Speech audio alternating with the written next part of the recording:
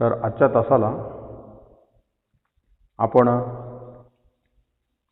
समीक्षकाचे गुण व पाळाव्याची पथ्ये हा जो दुसऱ्या सत्रातला साहित्य विचारमधला समीक्षा विचारमधला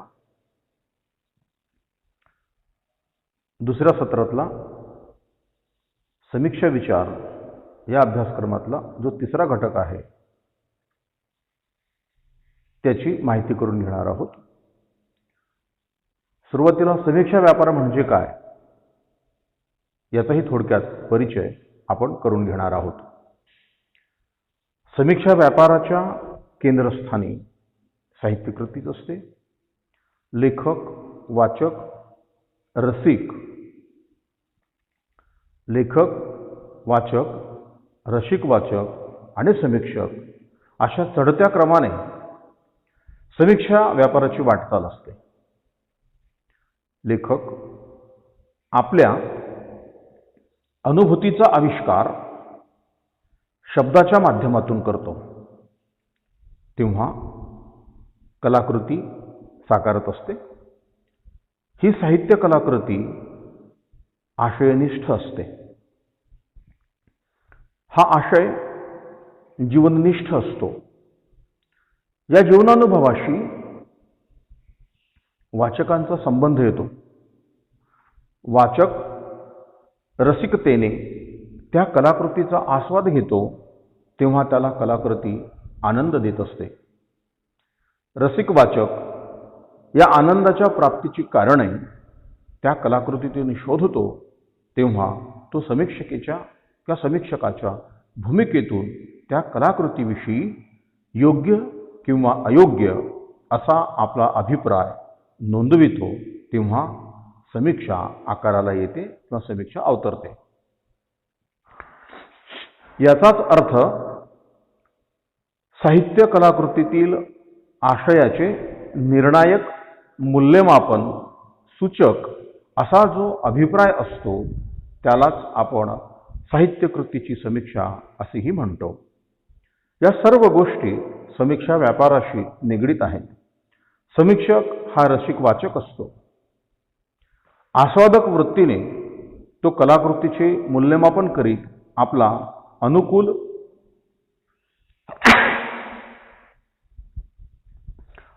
आस्वादक वृत्तीने तो कलाकृतीचे मूल्यमापन करीत आपला अनुकूल किंवा प्रतिकूल अभिप्राय मांडत असतो, तेव्हा समीक्षा आकाराला येते. समीक्षक अशा निर्णायक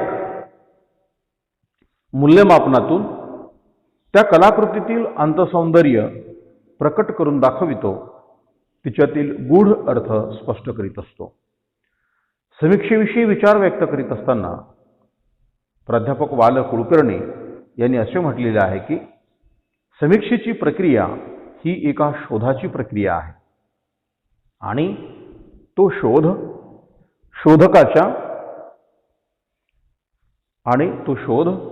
शोधकाच्या विनम्र परंतु जिज्ञासू बुद्धीने घेतला जावा. हा शोध वाङ्मयाच्या प्रकृतीचा, प्रयोजनांचा, रूपांचा आणि प्रश्नाचा असतो. साहित्यकृती असाधारण, स्वयंविकसित अशी एक चैतन्यपूर्ण नवनिर्मिती असते.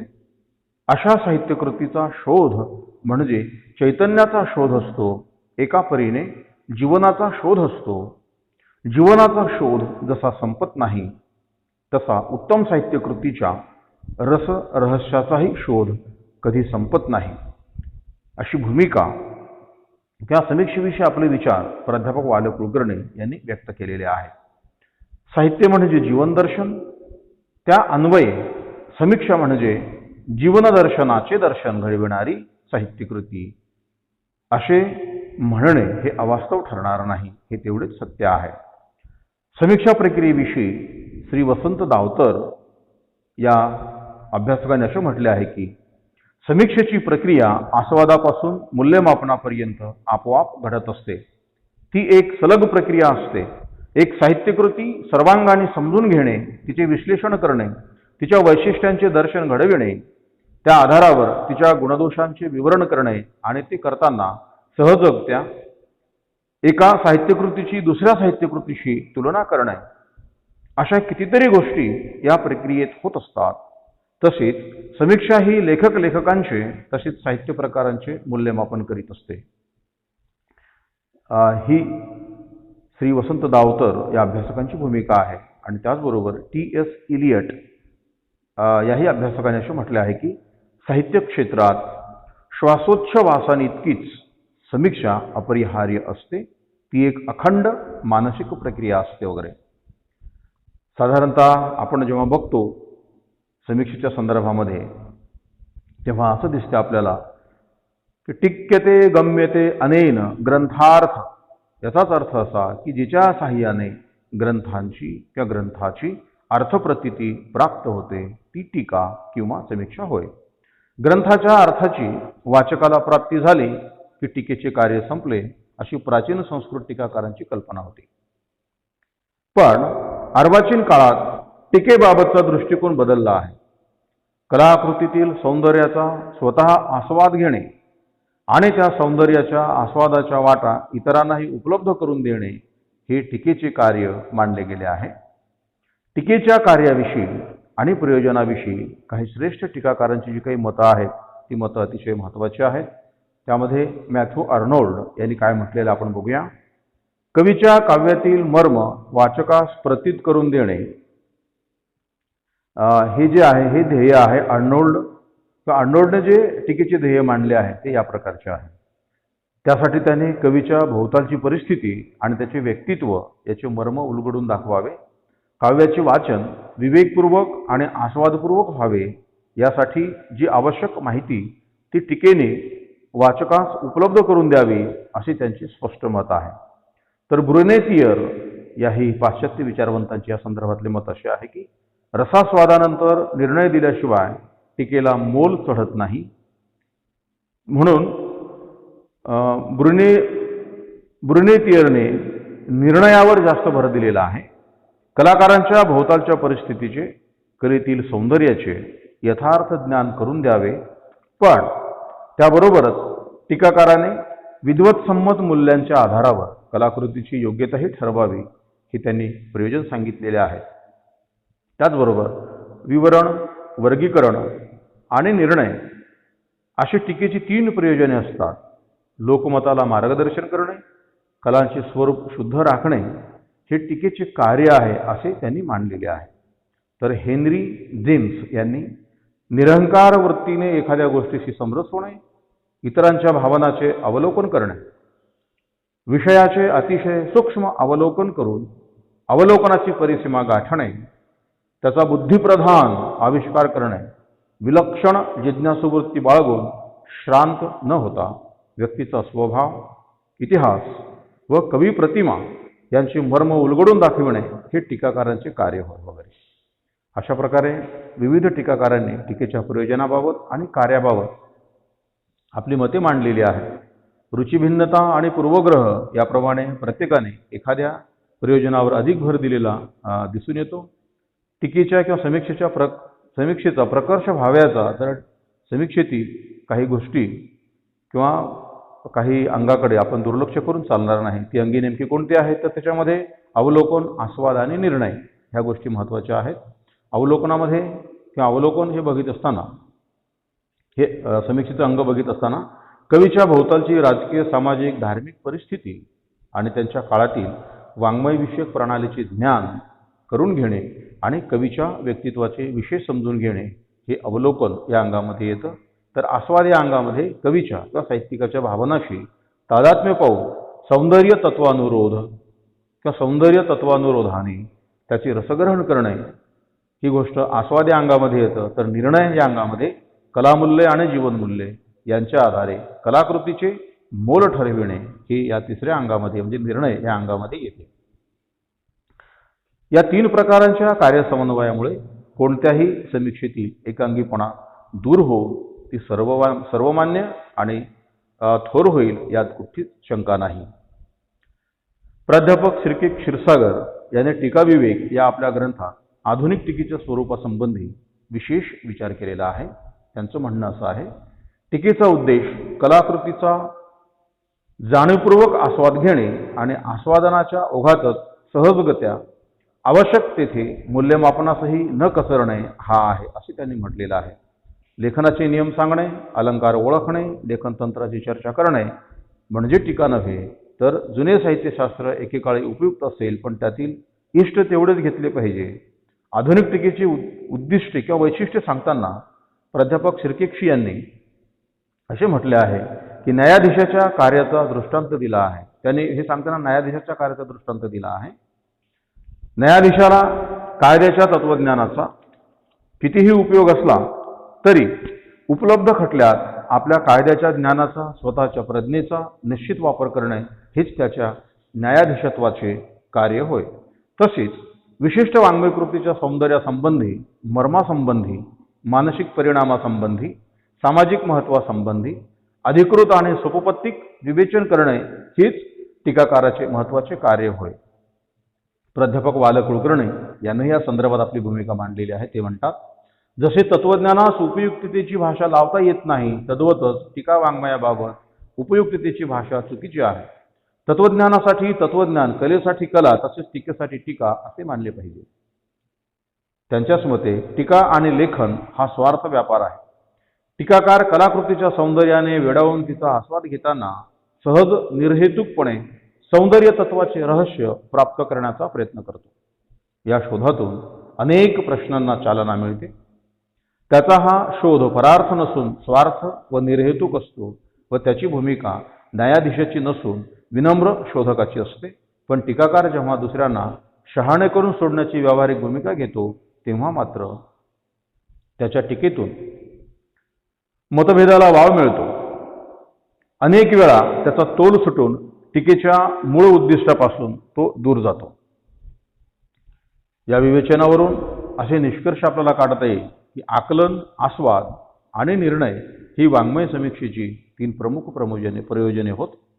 या तीनही प्रयोजनाच्या समन्वयानेच टीका आदर्श किंवा समीक्षा आदर्श आणि परिपूर्ण होऊ शकते. समीक्षा व्यापाराशी संबंधित हे सगळे घटक आहेत, हेही आपण लक्षात घेतले पाहिजे. तर यानंतर आपण समीक्षकाचे जे काही गुण आहेत ते गुण पाहणार आहोत. समीक्षा ही वाचकाच्या अभिरुचीला वळण लावण्याचे महत्त्वाचे कार्य करते. त्याचबरोबर त्या आधारावरच लेखकांना मार्गदर्शनही करीत असते. समीक्षा व्यापारात म्हणूनच समीक्षकाची भूमिका ही निर्णायक असते. कलाकृतीतील विविध घटकांचा साक्षेपी दृष्टीतून परामर्श घेऊन त्यातील आशय संपन्नतेविषयी दिलेले निर्णायक मत समीक्षा देत असते. साहित्य कलाकृतीत अंतर्भूत असलेल्या वाङ्मयीन मूल्य आणि जीवनमूल्य यांचे मूल्यमापन करण्यासाठी त्या समीक्षकाजवळ गुणसंचय असणे आवश्यक आहे. म्हणून गुणसंचय हा पहिला महत्त्वाचा मुद्दा आहे याच्यातला.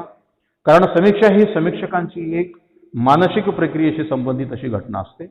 समीक्षकाची प्रथम त्या कलाकृतीचे रसिक वाचकाच्या भूमिकेतून वाचनाची आणि आशय संपन्नतेचे तुलनात्मक विवेचन करीत मूल्यमापनाची इच्छाशक्ती प्रबळ असण्याची आवश्यकता असते. त्यासाठी त्यांच्या ठिकाणी असलेला व्यासंग, चिंतन, मनन, बुद्धिमत्ता, भाषिक जाण, आकलन क्षमता इत्यादी घटक महत्त्वाचे ठरतात. त्यांनाच समीक्षकाचे गुण असे म्हणतात. या गुणाच्या आधारावरच कलाकृतीविषयी न्यायदृष्टीने मूल्यमापन करीत त्याला आपले मत मांडणे शक्य होत असते. समीक्षकांची ही निर्णायक समीक्षा साहित्य व्यवहाराला दिशा देण्याचे काम करते. म्हणूनच साहित्य व्यवहारात लेखका इतकेच समीक्षकालाही महत्त्व असते. या दोन्ही घटकांचे लेखन हे रसिक वाचकांसाठीच असते. साहित्य आणि समीक्षा एकाच काळात उत्कृष्टपणे निर्माण होऊ शकतात. त्याचा परस्परावर चांगला परिणाम होऊ शकतो. दोन्ही गोष्टी एकमेकास पूरक असतात. टीकाकाराला ज्या प्रकारची जाणीव प्राप्त व्हावी लागते त्याच जाणीवेची कवीला आवश्यकता असते. जे कवी तोच टीकाकार किंवा जो टीकाकार तोच कवी असेही घडण्याचा संभव आहे. कोलरिज, गटे, शेली, मॉरिस, वर्ड्सवर्थ, वॉल्टर पेटर, मॅथ्यू आर्नोल्ड तसेच मराठीतील साहित्यिक जे आहेत त्यामध्ये नासी फडके, गत्रेम माडखोलकर, वि. स. खांडेकर वगैरे हे सर्व कवी आणि टीकाकारही होते, हेही आपण लक्षात घ्यायला हवे. पाश्चात्यांमध्ये सुरुवातीला टीका निर्णायक स्वरूपाची होती. तिच्यात पुष्कळ वेळा प्रखरता असाव्याची. जेफ्रे ह्या टीकाकारानंतर तिथे पर्व संपले. कोलरिज वगैरे कवींच्या काळात आस्वादक टीकेचा संप्रदाय निर्माण झाला. या संप्रदायालाच रोमॅन्टिसिझम असे म्हणतात. आस्वादक टीकेची भूमिका फारच वेगळी होती. कवी हा टीकाकाराचा मित्र मानला जाऊ लागला. टीकाकार सहृदयपणे कवीच्या व्यक्तित्वाशी समरस होऊ लागला. काव्यातील मर्मस्थळे उलगडून दाखवू लागला. टीकेच्या क्षेत्रात अवस्थांतरे झाली. टीका समीक्षा हा प्रामुख्याने बौद्धिक व्यापार आहे. त्यासाठी टीकाकारांची बौद्धिक पूर्वतयारी हवी. टीकेची पहिली पायरी अवलोकन ही आहे. अवलोकनानंतर विश्लेषण आणि वर्गीकरण या पायऱ्या येतात. विश्लेषण आणि वर्गीकरणाचे विशिष्ट नियम आहेत. समीक्षकास त्या नियमाचे सम्यक ज्ञान असायला हवे. निर्णय देण्यासाठी काही मूलभूत तत्वांचा त्या समीक्षकाला आधार घ्यावा लागतो. त्या तत्वांचे यथायोग्य स्वरूप समीक्षकाने समजून घ्यायला हवे. साहित्यशास्त्रातील अनेक तत्वांचे सम्यक ज्ञान होणे जितके आवश्यक तितकेच त्या तत्वांचा विनियोग करण्याविषयीचे ज्ञानही महत्त्वाचे होय. समीक्षकाला सूक्ष्म मर्मग्राही बुद्धिमत्ता आणि विश्लेषण कौशल्य या गोष्टीची फार आवश्यकता असते. साहित्यशास्त्रातील तत्वांचे यथार्थ ज्ञान समीक्षकाला आवश्यक असते. त्याचप्रमाणे वेगवेगळ्या परंपरा आणि संप्रदायाचे ज्ञान समीक्षकाला असावे लागते. डॉक्टर वाळिंबे अर्थात राशम वाळिंबे यांनी टीकाकाराविषयी स्पष्ट शब्दात सूचक विचार करताना असे म्हटलेले आहे की संस्कृत साहित्यशास्त्राचा व संस्कृत वाङ्मयाचा आवश्यक तेवढा अभ्यास केल्याशिवाय टीकाकाराने टीका क्षेत्रात पाऊलही टाकू नये. हे अगदी खरे आहे असे आपल्याला वाटते. साहित्य समीक्षकांचे गुण आणि अवगुणाविषयी विविध मतमतांतरे आहेत. विद्वानांनी साधक बाधक चर्चा केलेली आहे. तरी साहित्य आहे तिथे समीक्षक आहे. साहित्य निर्मिती करणारा कलाकार त्याचे वाङ्मयीन क्षेत्रातले स्थान श्रेष्ठ मानले तरी देखील मर्मज्ञ रसिक कमी प्रतीचा होत नाही. रसिकाचा कवीच्या भाववृत्तीशी मनस्थितीशी एकरूप होण्याचा प्रयत्न असतो. समीक्षक हा सहृदयी वाचक रसिकही असतो. त्या साहित्यकृतीचे काव्याचे रसग्रहण करताना सूक्ष्म अवलोकन मार्मिक विश्लेषण प्रसंगी यथोचित मूल्यमापन करावयाचे असते. साहित्यकृतीतील गुणदोष काव्य सौंदर्य दर्शविणारा समीक्षक सहृदयी असतो. समीक्षकाचा पहिला गुण हृदय संवाद हाच होय. लेखकाचे कार्य संपले तेथून समीक्षकाच्या कार्याचा प्रारंभ होतो. समीक्षक हा सगळ्यांचा मध्यस्थ होय. लेखकाची साहित्यकृती सर्वसामान्यांपर्यंत पोहोचविण्याची आस्था त्याच्याजवळ असते. साहित्यकृतीपासून त्याला लाभलेल्या काव्यानंदाला किंवा कुठल्या प्रकारच्या आनंदाला वाचकांपर्यंत पोहोचवण्याची भूमिका ही समीक्षकांची असावी लागते. वाचकांची अभिरुची संपन्न करण्याचे काम समीक्षकास करावयाचे असते. वाचकाची सूक्ष्मगामी मनोवृत्ती निर्माण करण्याचे कार्यही समीक्षक करतो. समीक्षक हा लेखक वाचकास आपलासा वाटतो याचं कारणही तेच आहे. समीक्षकाचा मनोरूपी अर्थ ह्या स्वच्छ असावा लागतो. कुठल्या प्रकारचा पूर्वग्रह त्यांच्या मनामध्ये असता कामा नये. समीक्षकांनी नित्य आणि श्रेष्ठ कलाकृतीचा विशाल व्यापक मनाने अभ्यास केला पाहिजे. काव्यशास्त्र विविध कलाशास्त्रे आणि त्यांची तत्वे याचे त्यास ज्ञान असायला हवे. त्याचबरोबर विविध कालखंडातील साहित्य परंपरा संप्रदाय वाङ्मयीन मूल्ये लेखकाचे चरित्र व्यक्तिमत्व विशेष इत्यादी विषयी समीक्षकास सखोल ज्ञान असावे लागते. जितके ज्ञान प्रगल्भ तितका समीक्षक कलाकृतीच्या रसास्वादात तद्रूप होईल. स्वतः उपभोगलेल्या सौंदर्यास्वादात इतरांनाही सहभागी करून घेण्याचा प्रयत्न हा समीक्षक त्या समीक्षकाची समीक्षा करीत असते. समीक्षकांचे गुणाविषयी विचार व्यक्त करताना प्राध्यापक गोम कुलकर्णी यांनी असे म्हटलेले आहे की समीक्षक हायच्या प्रांगणात मित्र मार्गदर्शक तत्ववेत्ता परीक्षक चाहता यासारख्या विविध नात्यांनी वावरत असतो. समीक्षक या नात्याने त्याचे खास असे उत्तरदायित्व असतेच. कलाकृतीतील विविध स्पंदनाचे संघातांचे कलाकृतीच्या स्वरूपाचे तिच्या प्रक्रियेचे विश्लेषणपणे किंवा विलक्षणपणे पण सहृदयतेने विश्लेषण संश्लेषण करणे कलाकृतीतील पौर्वापर्य कार्यकारणभाव संगती शोधणे विचार भावना आणि कल्पना या साऱ्यांच्या संयोजनाने कलेचा रहस्यभेद करण्याचा प्रयत्न करणे ही समीक्षकांची जबाबदारी आणि कर्तव्यकर्म होय असे त्यांनी म्हटलेले आहे. समीक्षकांच्या अंगी असाव्यांच्या गुणाची एक लांबच लांब यादी निर्माण होताना आपल्याला दिसते आहे. आपला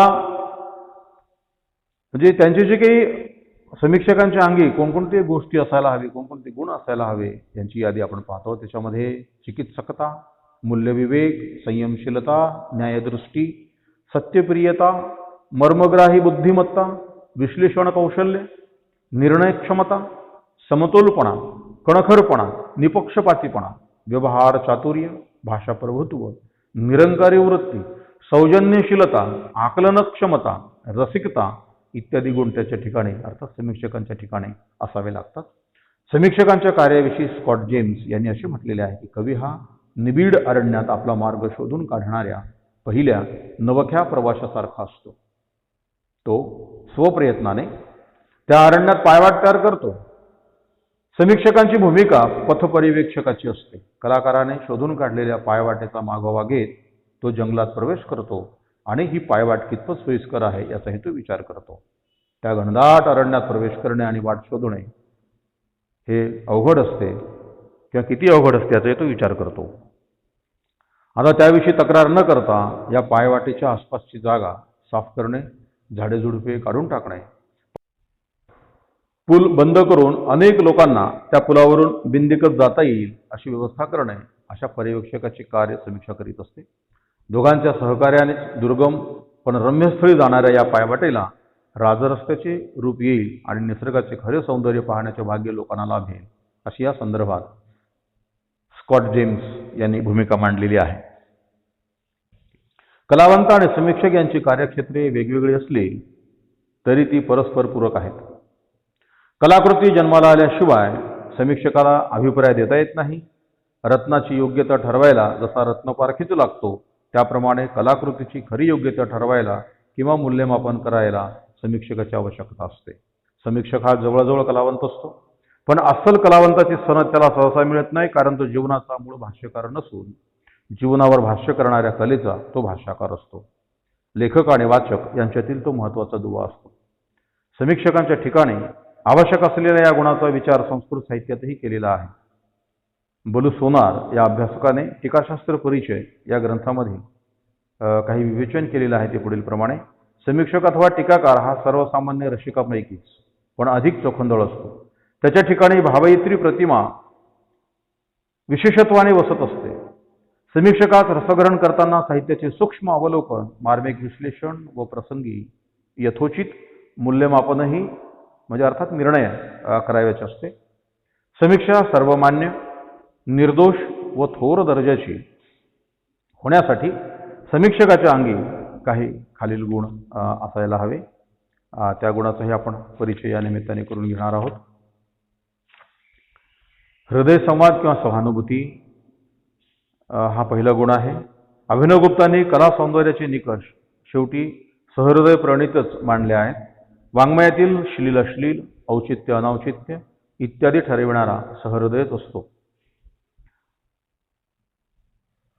हाच समीक्षक सौंदर्याचा किंवा आनंदाचा रसिकपणे भोग घेतो. सहृदयाचा पहिला गुण म्हणजे हृदयसंवाद. काव्याच्या आशयाशी रसिक जर अनुकूल प्रत्युत्तराने युक्त होत असेल तर कवीच्या काव्यातील रस त्यांच्या हृदयातही उदय पावतील. हृदयसंवाद म्हणजे कला व कलावंताविषयी सहानुभूतीने व प्रसन्नपणे पाहण्याची वृत्ती होय. हिच्या अभावी काव्यातील सौंदर्य दर्शन तर घडत नाहीच, पण पूर्वग्रह दूषितपणा, छिद्रान्विषी वृत्ती इत्यादी फाटे फुटतात. काही टीकाकारांना किंवा समीक्षकांना मराठीत चांगले ललित वाङ्मय आढळत नाही, याचे कारण हृदय संवादाचा अभाव असेच म्हटले जाते. दुसरं गुण आहे वर्णविषयाशी तद्रुपता. सहृदयाचा हा दुसरा गुण अनुभवगुप्ताने सांगितला आहे. अभिनवगुप्त या अभ्यासकाने सांगितलेला आहे, या विचारवंताने सांगितलेला आहे. तद्रुपता म्हणजे कलाकृतीचा आस्वाद घडण्यासाठी आवश्यक अशी एकाग्रता किंवा तन्मयता होय. तद्रुपता म्हणजे पूर्ण तन्मयता नव्हे, तर त्यात किमान ताटस्थ्य हवे. किमान ताटस्थ्याच्या अभावीत सामान्य प्रेक्षक दणदणीत चित्रपटाचा क्रियाशील बनून पाहतो. त्याचबरोबर रसिकाची जी काही तटस्थ भोक्तृत्वाची स्थिती संपून क्रियाशील कर्त्याची भूमिका जेव्हा सुरू होते, त्यामुळे आस्वाद्यता नाहीशी होते. म्हणून विशुद्ध रसिकतेत किमान तटस्थपणा हा गुण आवश्यक असतो. त्याच्यानंतर आहे पूर्वग्रह रहितता. हाही एक गुण महत्त्वाचा आहे. टीकाकारांचा जो मनोरूपी आरसा आहे तो अतिशय स्वच्छ असायला हवे, कारण समीक्षक काव्याशी एकरूप आणि तन्मय होऊ शकतो. श्रेष्ठ काव्यांचा सतत अभ्यास करीत गेल्याने समीक्षकांचे मन विशाल आणि व्यापक होते. त्यास काव्य आणि कलेशी संबंध अशा अनेक गोष्टींचे शक्य तेवढे अधिक ज्ञान असायला हवे होते. विविध कालखंडातील प्रचलित काव्य परंपरा, वाङ्मयीन मूल्ये, ऐतिहासिक परिस्थिती, साहित्यकाराचे चरित्र आणि व्यक्तित्व विशेष इत्यादीचे जितके सखोल ज्ञान टीकाकाराला असेल तितका तो विविध कलाकृतीच्या रसास्वादात अधिक तद्रूप होईल आणि त्यातील सौंदर्य स्वाद स्वतः उपभोगून इतरांचाही तो प्राप्त करून देईल. टीकाकारात किंवा समीक्षकात व्यापक ज्ञान जर नसेल तर त्याची टीका ही उथळ आणि पूर्वग्रह दूषित होऊ शकते. म्हणून या क्षेत्रामध्ये त्याला नवनवीन प्रयोग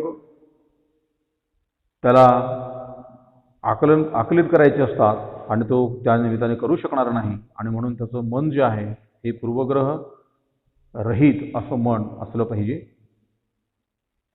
पूर्वग्रह दूषित मन जर त्याचं असेल तर त्याला कुठल्याही साहित्यकृतीचं नीट आकलन होणार नाही आणि त्याच्यावर टीका देखील त्यांना करता येणार नाही.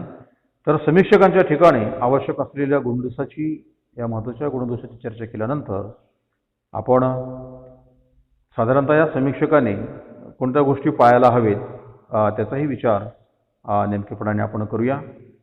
तर टीकाकार कसा असायला हवा, तर तो सत्यप्रिय असायला हवा. टीकाभूत ग्रंथातील खरे गुण आणि खरे दोषच त्याने सांगायला हवे.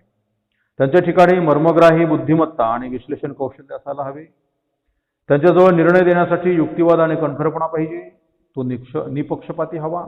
तो व्यवहार चतुर, भाषापंडित, सौजन्यशील आणि निरंकारी असायला हवा वगैरे. त्याने कोणत्या गोष्टी टाळायला पाहिजे, तर त्याने केवळ दोषदर्शी आणि छिद्रांविषयी असता कामा नये. अवलोकनाचा प्रमाद त्यांच्याजवळ नसावा. त्याचा संदर्भ आणि माहिती सदोष नसावी. चुकीची आणि अर्धवट अवतरण त्याने देऊ नयेत. अवतरण बदलून स्वतःच अनुकूल करण्याचा दुष्टपणाही त्याने करू नये. असत्याचा हेतुपुरस्सर पुरस्कार करू नये. वर्तमानपत्री मजकुरावर भलताच विश्वास ठेवण्यात काही अर्थ नाही. त्याचबरोबर समीक्षकाने वैयक्तिक आणि हिडीस स्वरूपाची टीका टाळण्याचा प्रयत्न केला पाहिजे. I.A. रिचर्ड्स या विचारवंताने समीक्षेचे किंवा समीक्षकांचे 3 गुण महत्त्वाचे मांडलेले आहेत. त्यामध्ये एक आहे, समीक्षकामध्ये अनुभवाचे आकलन करण्याचे चातुर्य असावे, तर्हेवाईकपणा नसावा. 2 म्हणजे दुसरा गुण असा आहे, तो अनुभवातील अंतस्थ वैशिष्ट्य आणि भेद समजणारा असावा. आणि तिसरा आहे, तत्वांचे आणि मूल्यांचे योग्य स्वरूप जाणण्याचा त्याला अधिकार हवा वगैरे. असे काही 3 गुण त्यांनी रिचर्ड्सने सांगितलेले आहेत. टीकाकाराविषयी किंवा समीक्षकाविषयी सामान्य वाचकांच्या काही भ्रामकल्पना असतात. समीक्षकाने कलाकृतीतील सौंदर्याचे रहस्योद्घाटन केले तरी व्यावहारिक लाभ समीक्षेतून व्हायला हवा. म्हणून सामान्य वाचक हा टीकाकारास किंवा समीक्षकास इतिहास, अर्थशास्त्र, राजकारण, धर्मशास्त्र इत्यादी सर्व शास्त्राचे ज्ञान असायला हवे असे तो मानतो. समीक्षकाकडून अशा प्रकारे सर्वज्ञाची अपेक्षा करणे हे कितपत रास्त आणि शक्य आहे याबद्दल प्राध्यापक कुलकर्णी यांनी आपली भूमिका मांडलेली आहे. वास्तविक पाहता ललित वाङ्मय हे वाचकांची व्यावहारिक गरज भागविण्यासाठी जन्माला येतच नाही. मानवी जीवन हाच त्याचा विषय असला तरी त्या जीवनाचे कलात्मक चित्रण येथे अभिप्रेत असते. म्हणून वाङ्मयातील ते चित्रण कला परीक्षेच्या आणि सौंदर्य परीक्षेच्या नियमाने झाले की नाही हे पाहणे फक्त आवश्यक असते. ललित आणि ललितेतर वाङ्मय एकाच फुटपट्टीने मोजल्यास ललित वाङ्मयाचा दर्जा खाली येईल. ललित कृतीचा विषय तिच्या मांडणीपेक्षा अभेद्य असतो. त्यास अलग मानून इतर शास्त्रांच्या निकषावर त्यांची परीक्षा केल्यास ते ललितेतर होईल. म्हणून ललित कृतीचे परीक्षण तिच्या आशय आणि अभिव्यक्तीस अभिन्न मानून तिच्या अंतर्बाह्य सुसंगतीतून व्हावे. समीक्षकांच्या गुणामध्ये त्याची रसिक वृत्ती, साहित्यविषयक असलेली जाण, बुद्धिचातुर्य, चिकित्सक वृत्ती, मूल्यविवेक, विश्लेषक क्षमता आणि भाषेवरील प्रभुत्व यांना अधिक महत्त्व आहे. त्या आधारावरच समीक्षकांचे वेगळेपण हे सिद्ध होते. आतापर्यंत आपण समीक्षकांमध्ये असणारे जे काही गुण आहेत ते गुण आपण पाहिलेले आहेत. पुढच्या तासामध्ये समीक्षकाने पाळावयाची जी काही पथ्ये आहेत त्याविषयी आपण माहिती करून घेणार आहोत. तूर्त इथे थांबूया.